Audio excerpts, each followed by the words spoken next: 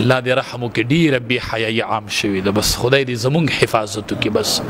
تمیز ورکېدو والا دی خفه په دي یو لږه موده پس به مور ته څوک مور نه وي بس داسې وخت را روان دی که خور ته یې خور ووي ما له نوم بدل که نوم د دې موبایل د لاسه چې کوم نقصانونه رالل او خصوصا په ټیک ټاک باندې تاسو به وینئ زه خو چېرته ګورم هم نه ټیک ټاک ښه د یو د بل سره یې وینم پته راته هم نه لګي ګورم یې نه نه په چل پوهېږم خو د یو بل سره یو بل راته حالات وایي د زنانو وجودونه کله ماشومان په ټیک ټاک باندې اینی زه حیران یم صرف دې ته چې ستا او زما د کور یو رکوټې ماشومي او هغه په موبایل د بلې زنانه ټول وجود وویني دی به د خپلې مور ته څنګه نظر کوي په دې کور کې دی به د خپلې خور سره دا میندې به څنګه سترګې د دې بچو سره لګوي دا ژوند به څنګه تیرو دومره ماشومان یي هغې په موبایلو باندې د زنانه وجودونه ولیدل دی به دې مور ته اوس څنګه ګوري دی به دې خور ته څنګه ګوري ما سره فکر دا دی دی به دې مور ته په کم نظر اوس ګوري دی به دا مور وګڼي اوس دی به د ده به څه خیال اوس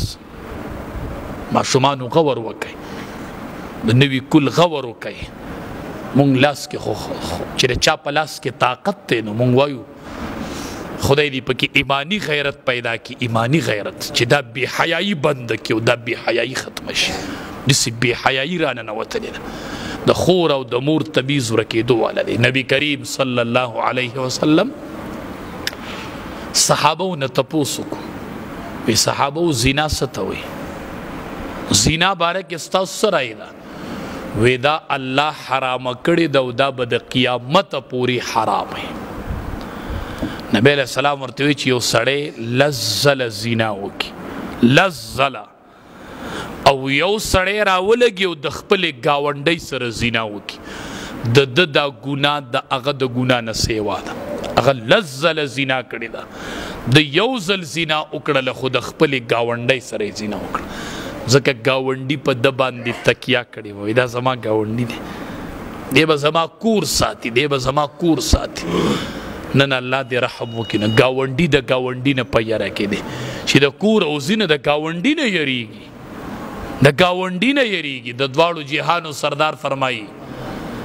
مومن نه دی هغه کس چې د څو پورې د ده ګاونډي د ده د تکلیف نه محفوظ شوی نه دی په امن شوی نه دی دا مومن نه دی ګاونډي به په ګاونډي اعتماد څنګه کوي چې ګاونډي به زما د ګاونډ دی به زما د کور خیال وساتي نن نو د خپلې ګاونډۍ سره زنا کول دا د لسو زناونو نه زیات ګناه ده چې دی د خپلې ګاونډۍ سره ځکه ګاونډي په د اعتماد کړی علما وایي امام شافعي رحمت الله علیه وایي زنا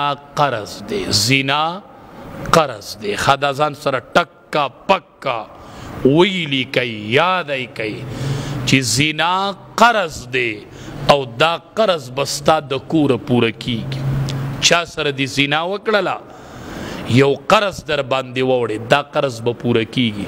دا به ستا د کور نه او ستا د زنانو نه ایسته شي دا به پوره کیږي اگر چې ستا په بنګله خو د لس چوکیداران ولاړي اگر چې ستا په کور د شل خادمان ولاړي خدا یو قرض ستا ته پاتې دی او دا قرض به یو ورځ ستا نه وځي ته وایي ما په کور لس چوکیداران ودرولي دي زوام د دغې چوکیدار نه به ستا په کور کې زنا کیږي دا یاد ساته زنا یو قرض دی نبی کریم صلی الله علیه وسلم صحابو تو فرمایل وی د پردو زنانو نه پرهیز کوئ نو ستاسو د زنانو نه به پرهیز وشي پردي خور لور ته په غلط نظر مه ګوره ستا خور مور ته به څوک نظر نه کوي ښه د پردو زنانو نه خپلې سترګې کنټرول کو زمونږ د زنانو نه به سترګې کنټرول شي د بل د مور خور حیا ساتل دا د خپلې مور خور حیا ساتل